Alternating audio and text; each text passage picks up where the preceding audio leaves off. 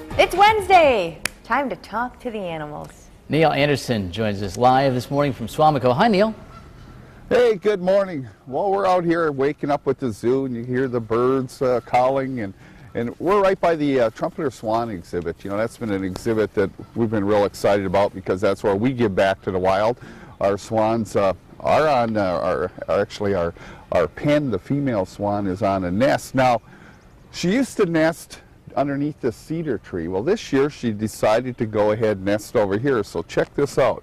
This is underneath the pedestrian walkway, and she found a nice little area where she's real comfortable and she feels real safe. She's got a fence behind her.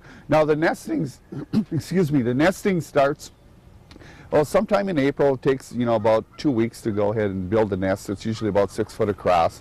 She has about 8 eggs, we figure, underneath her, you know, and she's been, you know, nesting over the years, and the young cygnets, when they're hatched out in the fall, go back to the state of Iowa and are released back to the wild. But here's what's interesting is with swans. You know, they mate for life, and they're long-lived birds. You know, they can live anywhere from 20 to 30 years. You know, our two here are 10 and 9 years old, so they're relatively young birds. They're kind of in their prime right now. But if they mate for life. If they were to lose a mate, what they would end up doing is, you know, they would go ahead, remate, pick up another one. And then the interesting thing is if they were successful raising, you know, offspring, you know, that they had hatched out in previous years, or at least only, you know, if they've done it once in a particular area, what they'll do is they'll come back to that same nest area. Whether it's the female who lost the male or the male who lost the female, what they will do is they'll come back to that nesting area. So it's interesting here, of course, our birds are pinioned, so they can't fly away. So they're part of a captive breeding program here. They will nest in a particular area that they feel comfortable within the exhibit as well. And they won't really stray away from, from that particular area, you know, that they did choose. Here what they did is, you know, they looked at going from underneath the cedar tree to probably a more comfortable position. But in this case too, if you're a visitor, you get an opportunity. If you're coming over by the swan exhibit, you can take a look at them.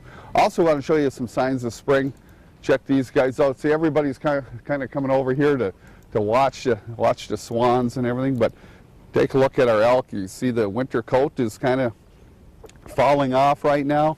You can take a look at our bison, the same thing. So when you do come out and visit the zoo, if you come out in the spring, you get an opportunity to see a lot of spring behavior, but a lot of signs of spring throughout the entire park. Yeah, we were out there. I was out there with Georgia, the 2-year-old, Neil, and boy, tell you what, that peacock is just loud the whole day. Yes. Those peacocks, I should say. Are they louder? Are they louder at this time of the year than usual, or are they that loud all the time? They're usually this loud all the time, and you know, between them and the cranes, you know, they get each other going. But in the morning, when everybody's waking up and moving around, they're pretty loud out here. They didn't listen to Pete when he told them to hush. Georgia didn't either. So. Exactly. Thanks, Neil. Neil.